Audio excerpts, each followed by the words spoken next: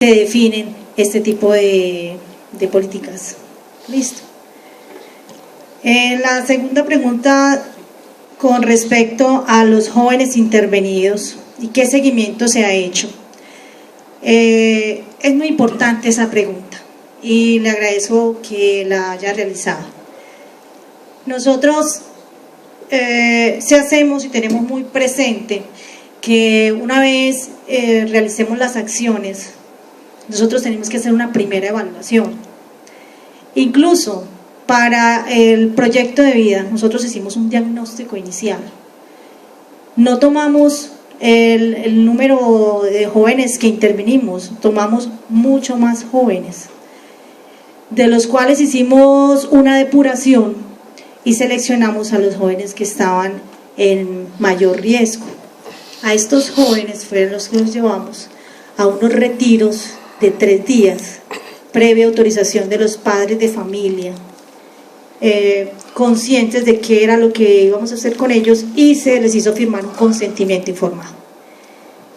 Una vez se realizaron las actividades, se hicieron unas dinámicas donde los mismos jóvenes, y se los digo porque estuve en varias de las jornadas, los mismos jóvenes daban las gracias, los mismos jóvenes decían: mire qué maravilla esto, que me hayan hecho pensar que mi mamá a mí me quiere, que yo sí tengo una familia y que yo soy parte importante de esa familia, y que ahora que regrese a mi casa yo voy a llegar y lo primero que voy a hacer es darle un abrazo a mi mamá y darle las gracias, primero por la vida y segundo por todo lo que me ha enseñado y por el amor que me ha entregado, y yo nunca lo había visto.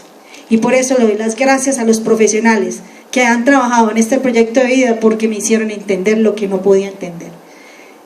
Tenemos videos, tenemos cartas, tenemos diferentes medios con los cuales ellos, que fueron los beneficiarios, nos dieron su apreciación personal, que estaban muy satisfechos con la actividad que se había realizado. Entonces, frente a una actividad, uno evalúa inicialmente la apreciación del que recibe el beneficio. Posteriormente, ya se hacen otra serie de mediciones, que son las mediciones que se hacen, por ejemplo, con lo que estábamos diciendo, con un estudio de salud mental.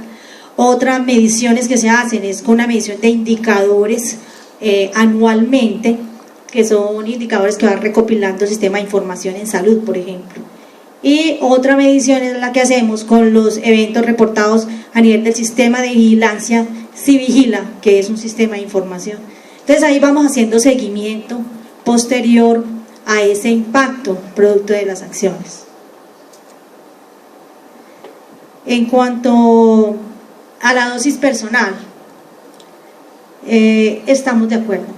Definitivamente la dosis personal obviamente va a promover un inicio, y un inicio no tardío, sino un inicio temprano. Pero precisamente por eso la estrategia reina de todo esto es la prevención. Porque si hay un joven que tiene unos principios, unos valores bien fundamentados, si tiene una familia estructurada, unos padres que son ejemplo a seguir, unos padres que por ese ejemplo a seguir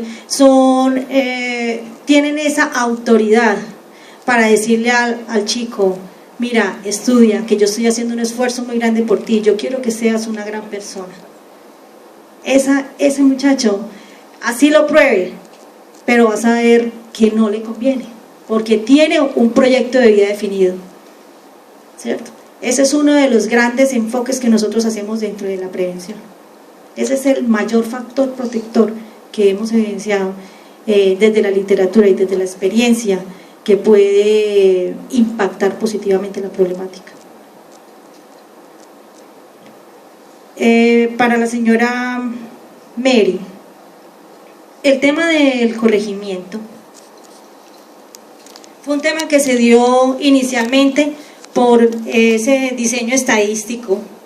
El corregimiento no tiene unas, ¿cómo es que se llama esto? Las direcciones precisas. La nomenclatura, no tiene nomenclatura, y eso digamos que entorpecía un poco ese primer inicio, ese estudio inicial que se realizó. Pero más sin embargo, nosotros no podíamos obviamente desconocer que teníamos que ir hasta allá. Por esa razón, y teniendo en cuenta, digamos, la problemática en la violencia, y como sabemos que la violencia es el primer paso para una serie de consecuencias, y dentro de las consecuencias está no solamente el consumo de sustancias psicoactivas, sino también la conducta suicida, por ejemplo, que tenemos un gran problema, no solamente en Itagüí, sino en todo el departamento y a nivel nacional. Entonces, ¿qué sucede? Que nosotros, mediante otro tipo de estrategias, como la estrategia de atención primaria en salud, seleccionamos las familias más vulnerables. ¿Y cuáles son las familias más vulnerables? Identificadas, las familias del corregimiento. Son familias que vienen de otras partes, son familias conformadas por desplazados, por personas que no les queda fácil vivir cerca a donde está la oferta institucional. Entonces decidimos ir hasta allá, hasta las casas. Fuimos mediante la estrategia de atención primaria en salud, hicimos toda una encuesta, toda una caracterización. Con base en esa caracterización vamos a seguir trabajando con esta misma estrategia, llevando el equipo interdisciplinario del que les hablaba ahora. Entonces, ¿qué quiere decir? Que ese estudio de violencia nos arrojó a nosotros una serie de resultados, y con base en todos esos resultados, como ustedes han visto, los tenemos muy en cuenta para programar todas las estrategias, y no solamente digamos como una estrategia de visita, no, vamos a hacer gestión del riesgo. Ese es el enfoque, mirar en qué riesgo están y cómo lo vamos a intervenir. Le vamos a acercar la oferta al corregimiento, que es la necesidad más sentida que se tiene por parte de esta comunidad. En cuanto a la pregunta del señor Albeiro, ¿por qué las JAC no se les tiene en cuenta? Yo la verdad sí pido que nos entiendan un poquito, pero también pido disculpas. De pronto fueron fallas de comunicación, no utilizamos los mejores medios para llegar a ustedes. Hemos utilizado los medios pues como correo electrónico, hemos utilizado oficios con un recibido por parte de los que presiden pues esa agremiación. Precisamente hace poquito estábamos solicitándoles que que nos ayudaran a buscar líderes, madres líderes, para que asistieran a una capacitación que se iba a dar por parte del área metropolitana, porque nosotros hacemos parte de la red metropolitana de salud dentro de las actividades de intersectorialidad. ¿Qué pretendíamos hacer? Capacitarlos en qué es ser un gestor comunitario, en qué es ese sentir de individuo, de ciudadano, de cómo ayudar al otro desde una buena gestión comunitaria, desde un conocimiento de redes de atención. Necesitábamos capacitarlos, pero no hubo respuesta frente a la convocatoria. No sabemos hasta el momento qué sucedió. John Jairo, el psicólogo, fue el que estuvo al frente de esa actividad. Lastimosamente se dio, no sabemos qué pasó. Otra actividad que sí hicimos y que logramos acogida por parte de ustedes fue durante el trabajo que se hizo con líderes de la comunidad para trabajar el aspecto comunitario de la atención primaria en salud el año pasado. Nos fue muy bien, trabajamos con un operador por parte de la ES y nos fue muy bien. Ese operador tenía ya conocimiento de muchos líderes y facilitó el trabajo. Nos fue muy bien, afortunadamente, gracias a Dios. Pero yo pienso que con esto no es como decirle a ustedes, no, es que nosotros, pues como decir, no tenemos la culpa o algo así. No, yo pienso que no se trata de eso, ¿no? Se trata de pronto de pensar, hombre, cómo mejoramos los medios de comunicación, cómo nos acercamos.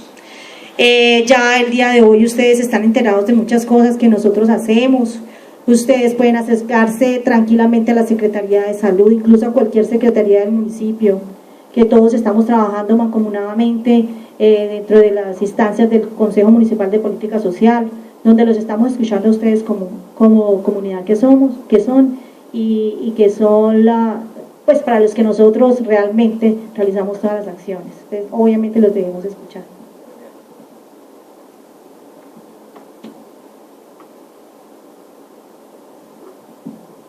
En cuanto al tema de políticas públicas, que el señor Wilson Viana, el presidente de Asocomunal, nos comenta, precisamente desde el Comité Municipal de Protección Social, de Política Social, es donde estamos trabajando, haciendo un esfuerzo muy grande en el comité que les comenté ahora, es el Comité de Protección Social y de Salud Mental, como pretendemos que quede. Hoy en día, precisamente hoy, tuvimos una reunión de una de las mesas de ese comité, de la cual hago parte, que es la Mesa de Infancia, Adolescencia y Fortalecimiento Familiar. En esa mesa estamos haciendo un trabajo del cual ustedes van a ser partícipes activos. Vamos a realizar una actualización de la política pública con la que cuenta el municipio de Itagüí hoy, que es la política de infancia, adolescencia, a la cual le vamos a ajustar con el componente de fortalecimiento familiar. Y adicionalmente le vamos a ajustar el componente de salud mental. Va a ser una política integral. Estamos haciendo un trabajo dividiendo la comunidad por sectores, por ciclos vitales, por grupos poblacionales. Las diferentes secretarías vamos a trabajar con ustedes actualizando esa política municipal. Entonces, frente a eso, estamos haciendo unos esfuerzos muy grandes para lograr impactar a nivel de políticas dentro del municipio. La última pregunta es: ¿cómo influye el consumo frente a la estigmatización de los jóvenes? No, ¿cómo influye en el consumo? ¿Cómo influye en el consumo la estigmatización? La estigmatización de los jóvenes, que es... No te entiendo bien la pregunta. Para relacionarlo es señalamiento progresivo que tiene un joven, estereotipo que se maneja. Aquí el consumidor se viste así, habla así, va a estos lugares. Entonces cuando empieza a marcarlos, a encasillarlos, mucha gente empieza a excluirlos inmediatamente. Entonces, ¿cómo influye esa estigmatización en que los jóvenes consuman más, los mantengan en esa? ¿Me escuchas? Vea, yo pienso que eso hace parte de una intervención integral. Es decir, si nosotros intervenimos en el núcleo familiar, en los diferentes entornos como lo estamos haciendo, en el núcleo familiar, en el entorno escolar, en el entorno comunitario, si trabajamos en la estructuración de redes, donde, por decirte algo, los personeros, los niños, jovencitos personeros de las instituciones educativas son líderes que están formados en competencias ciudadanas, y así como ellos, los docentes orientadores también son formados en competencias, en valores, y nuestras familias a nivel de estas estrategias que estamos realizando desde el hogar o en el hogar. Yo pienso que podemos impactar. Yo pienso que podemos impactar eso, porque se trata de crear cultura, de romper paradigmas, de romper con la estigmatización de esa manera, desde el punto de vista cultural, desde la conformación de unos valores, principios familiares. Es un tema de sociedad en general. Consideraría que esa sería la respuesta para ti. ¿Alguien más quisiera responder? Rápidamente voy a hacer unas intervenciones con algunas cosas que quizás pueda aportar a la reflexión en esta tarde. Uno, sobre por qué el alcohol es legal. Yo, estudiando tanto el fenómeno del consumo de drogas en el mundo, uno termina diciendo: las drogas han existido, existen y existirán. Y el hombre siempre buscará cualquier sustancia que le produzca alteraciones de conciencia y que de alguna manera, aunque las drogas producen muchísimos problemas, como ya vimos, las drogas terminan produciendo placer y en muchas ocasiones aliviando el malestar de muchas personas. Quienes terminan legalizando las drogas no son ni siquiera las leyes ni los legisladores, son las mismas sociedades. El alcohol fue ilegal en una época, en la década de 1920 al 30 fue ilegal el alcohol, pero fue tanta la presión de la gente que consumía alcohol y que quería consumir alcohol que devolvieron eso y lo volvieron otra vez legal. La marihuana ahora, como comentaban, de surgir, es una sustancia que está naturalizada y normalizada en las sociedades. Y les aseguro, para que no nos asustemos, que en unos 10 años o 15 va a ser la otra droga legal que va a existir. Ya hay países del mundo que están legalizando esa droga, el caso de Uruguay, el caso de algunos estados en Estados Unidos como Colorado y Washington, que inclusive lo tienen para usos recreativos, ni siquiera para usos terapéuticos, como es la discusión que hay ahora en el país con el senador Galán y el presidente Santos de intentar legalizar la marihuana para fines terapéuticos, pero que esa es la puerta de entrada finalmente para que la marihuana sea legal. ¿Qué queda ahí? Mire, así las drogas sean legales o ilegales, hacen daño. Lo que siempre hay que hacer es hacer prevención para evitar que la gente termine consumiendo esas sustancias y que si acaso las consume de alguna manera no terminen produciendo problemas. Con el alcohol es muy puntual, es una droga legal, pero hay una gran política ahora de que la gente sepa cuándo beber, con quién beber, hasta dónde beber, qué hacer antes de beber, qué hacer después de beber. No se puede conducir un vehículo porque ya saben todo lo que pasa cuando eso sucede, y por esas líneas va el tema de las drogas. Entonces, eso de legalizar o no legalizar es muy complicado porque son las mismas sociedades lo que lo hacen. El otro tema es con respecto a la dosis personal. Primero hay que entender que en Colombia la despenalización del consumo y la despenalización del porte de drogas, que hace que haya unas dosis para que la gente pueda en principio portarla o consumirla, fue hecha para mayores de edad. El legislador, cuando hace esto, dice: una persona que tenga ya madurez psíquica y madurez orgánica y madurez psicológica y mental pudiera decidir si quiere o no quiere consumir. El tema es más complejo porque en principio con los menores de edad quien debería cuidar de que no consumieran, o que si consumieran se hiciera intervención, es la familia primero, y si la familia no puede es el Estado a través de bienestar familiar. El tema es tan complejo y tan múltiple la gente que consume, que eso se termina saliendo de las manos, y por eso el tema es de tanto consumo. Ahora, se ha dicho y se han hecho algunas investigaciones donde a gente que no es consumidora de droga se le pregunta: si la droga fuera legal, ¿usted consumiría? Y muchos dicen que no. Es más, a otras personas que consumen droga les dicen: ¿qué significa para usted ser ilegal o legal la droga? Y ellos terminan diciendo: me da lo mismo que sea legal y ilegal porque ya la estoy consumiendo. Entonces es un tema más de educación para que la gente tome decisiones responsables frente a si consume o no consume una sustancia psicoactiva, teniendo mayoría de edad, y consumiendo esa sustancia psicoactiva asuman las responsabilidades y consecuencias que eso implica a nivel mental, orgánico o social. Por ejemplo, en Uruguay han legalizado la marihuana y la gente podrá consumir, pero ¿qué restricciones tendrá? No podrá manejar vehículo, no podrá trabajar en una empresa donde haya riesgos de accidentalidad y le darán pruebas de droga en orina, y al que le dé positivo le dirán: usted no puede trabajar aquí. Entonces la persona terminará diciendo: mire, yo quiero consumir droga, pero entonces renuncio a trabajar en esta empresa, renuncio a manejar vehículos, renuncio a estudiar porque eso me termina produciendo problemas de memoria y concentración, y tendremos un mundo muy convulsionado, pero en el orden de las libertades es un poco el tema de la línea. Con respecto a la estigmatización, todo lo que estigmatice y excluya termina siendo un factor de riesgo para el consumo. Lo que no podemos hacer es pensar que los jóvenes, por su manera de ser, siempre consumen droga, aunque las estadísticas son altas. Cuando uno dice, por ejemplo, que el 11% de los jóvenes consume ha probado marihuana o consume marihuana, no estamos diciendo que es un adicto a la marihuana, ni que es un abusador de marihuana, simplemente consume.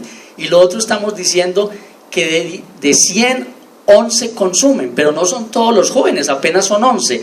Si aquí firmamos en fila los 11 y aquí formamos en fila los 89, ¿dónde están los más? Están los más entre los no consumidores. Lo que no podemos es estigmatizar a la gente que consume diciendo usted es un adicto, y menos todavía una cultura que tenemos que empezar a tener, es que el que termina con problemas de drogas, abuso, dependencia, es un enfermo al que hay que ayudar. No es un depravado, no es una moral, no es un vicioso, sino que termina allí por unas circunstancias muy particulares, que afortunadamente ahora existe suficiente terapia, inclusive medicamentos, para poder tratar este tipo de problemática.